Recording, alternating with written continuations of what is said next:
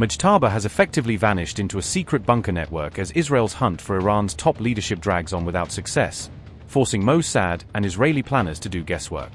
After the February 28 disaster that killed his father, has Iran's new supreme leader outmaneuvered Benjamin Netanyahu by disappearing from view, using messengers to stay out of Israel's reach while still pulling the strings?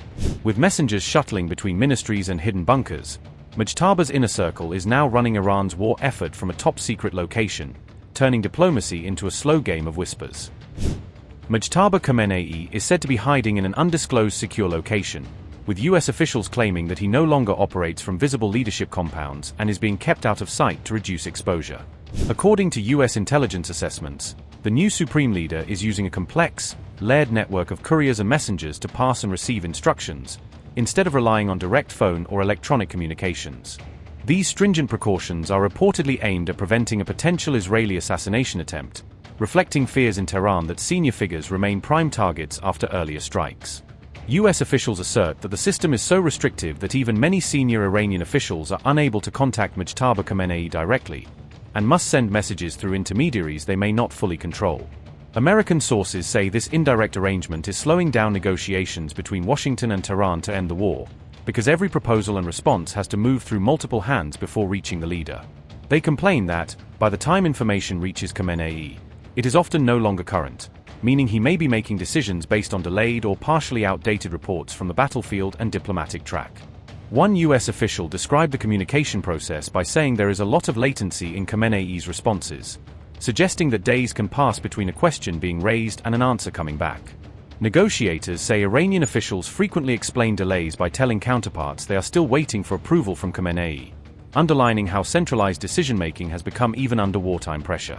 Ali Khamenei, Mojtaba's father and Iran's previous supreme leader, was killed on February 28 during the first day of the joint U.S.-Israel offensive, creating an abrupt power vacuum at the top of the regime. Reports indicate that Mojtaba himself was wounded in those initial strikes before he formally assumed the position of supreme leader in March, adding another layer of uncertainty around his condition. Since taking power, he has not appeared in public or delivered any open addresses, which has fueled speculation about his health, security situation, and the true degree of control he exercises. It is also reported that much of Iran's senior leadership has been operating out of hardened underground bunkers for weeks at a stretch, in an effort to survive possible follow-up attacks on command sites. Intelligence claims further suggest that Iranian leaders are deliberately avoiding direct, face-to-face contact with each other, relying instead on indirect, compartmented communication channels for security reasons.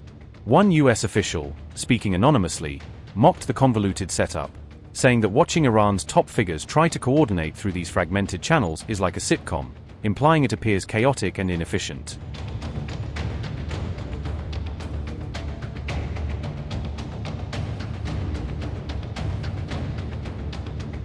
The US president has reportedly withdrawn from key diplomatic proposals that had been put on the table with Iran, pulling back from elements that negotiators believed could form the backbone of an agreement. Iranian affairs analyst Hassan Ahmadian disclosed this development to Al Jazeera, outlining how the US position evolved and why Tehran now doubts Washington's reliability at the negotiating table. Ahmadian said that Trump retroactively walked away from two central parts of the draft deal, rolling back concessions that had already been discussed and tentatively accepted in principle. Both of these components had reportedly secured mutual acceptance from the US and Iran, making the reversal particularly significant because it undercut the very areas where rare consensus had been achieved.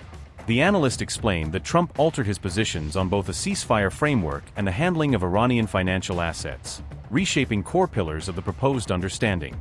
Trump is said to have made a U-turn on a ceasefire arrangement that would have covered Lebanon, as well as on steps to unfreeze Iranian assets, moves that Tehran had viewed as essential confidence-building measures. Earlier, Trump's efforts to convince China to put pressure on Iran appeared to have failed, leaving Washington without the leverage it had hoped to gain through Beijing.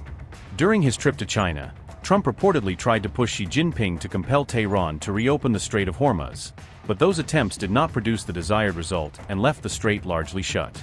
Meanwhile, while visiting India, U.S. Secretary of State Rubio signaled that any deal might take longer to materialize, cautioning that timelines were slipping as new complications emerged in the negotiations. We're still a work in progress. As I said, we thought we might have some news last night. Maybe today. I wouldn't read too much into it. It takes a little while to hear back. So we have what I think is a pretty solid thing on the table in terms of their ability to open up the straits, get the straits open, enter into a very real, significant, time-limited negotiation on the nuclear matters. And hopefully we can pull it off. It has a lot of support in the Gulf. It has a lot of support globally. Every country that we've walked through it understands it's not just very reasonable, but it's the right thing for the world to get done. As the president said, he's not in a hurry. He's not going to make a bad deal. I mean, the president's not going to make a bad agreement. So let's see what happens. We're going to give diplomacy every chance to succeed before we explore the alternatives. Look, the president's not going to make a bad deal. He's just not. This issue, no one has done more, and no one has been more serious about the threat of a nuclear Iran than President Trump has been. And so I'm very confident, and we should all be very confident that we're either going to have a good agreement or we're going to have to deal with it another way. We'd prefer to have a good agreement.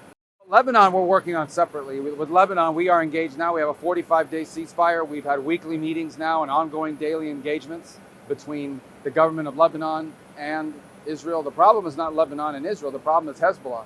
Just last night, Hezbollah put out a statement calling for the overthrow of the Lebanese government. And it just reminds you of who you're dealing with here. By the way, an Iranian proxy, 100% Iranian proxy. And as long as Lebanon exists with armaments, as long as an armed Hezbollah exists, it's going to be hard to achieve peace in Lebanon. Well, Israel always has a right to protect itself. Every country in the world does. And so if Hezbollah is going to launch missiles or launches missiles at them, Israel has every right to respond to that or to prevent that from happening.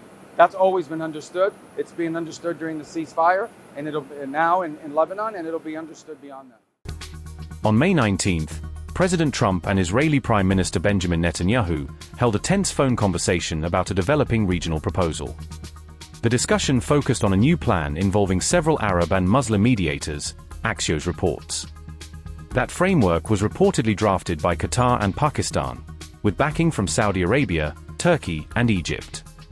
The proposal would formally end the war by arranging a US-Iran letter of intent to de-escalate hostilities.